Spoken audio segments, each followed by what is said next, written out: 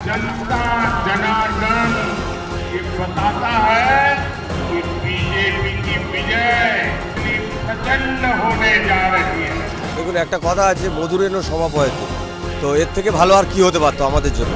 সাধারণ মানুষ তাদের মন ভরিয়ে দিয়েছেন আমাদের সম্মানীয় প্রধানমন্ত্রী নরেন্দ্র মোদী। মধুরেনো সমাপয়।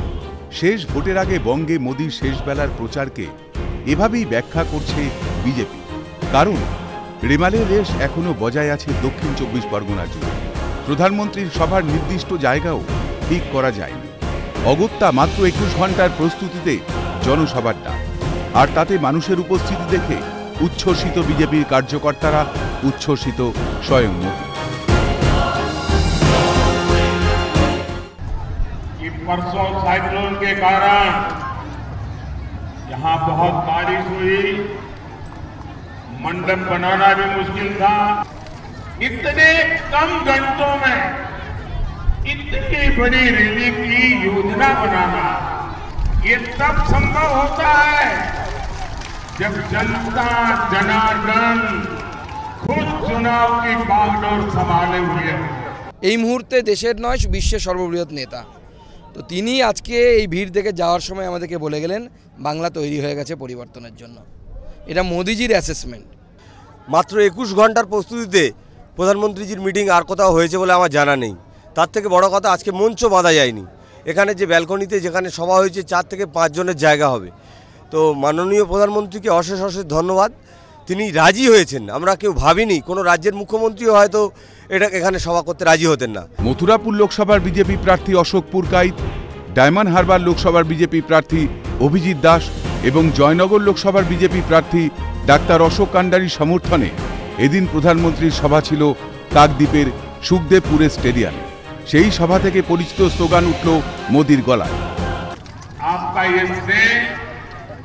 ये साफ साफ संदेश दे रहा है, फिर एक बार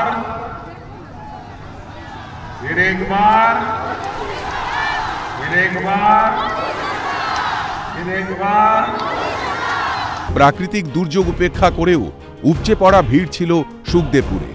সাধারণ মানুষ যেন মুখিয়েছিল নিজেদের দাবি দাওয়া নিয়ে।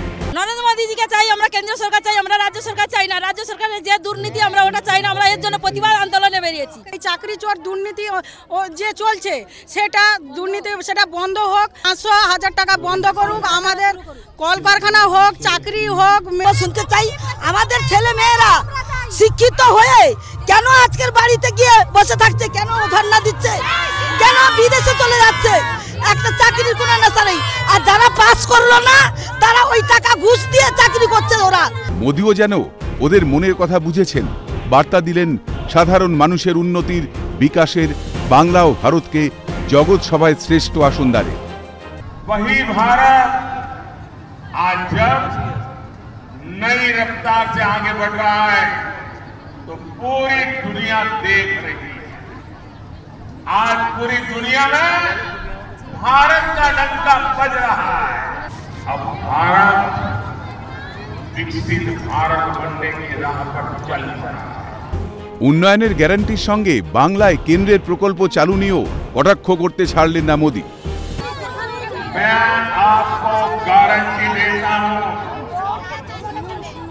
मैं विकसित बंगाल बनाने के लिए पूरी ताकत लगा दूंगा। हमने मत्स्य पालकों को, फिशरमैन को किसान क्रेडिट कार्ड की सुविधा दी।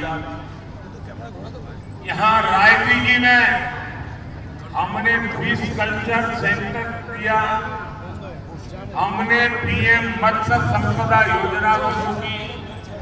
इसके लिए 20,000 करोड़ रुपए से ज्यादा का फंड दिया, लेकिन टीएमसी सरकार का यहाँ भी वही रवैया।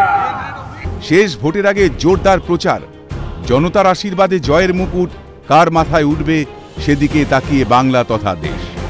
ক্যামেরায় গোপাল তপাদারের সঙ্গে সুদীপ্ত পালের রিপোর্ট, ক্যালকাটা নিউজ।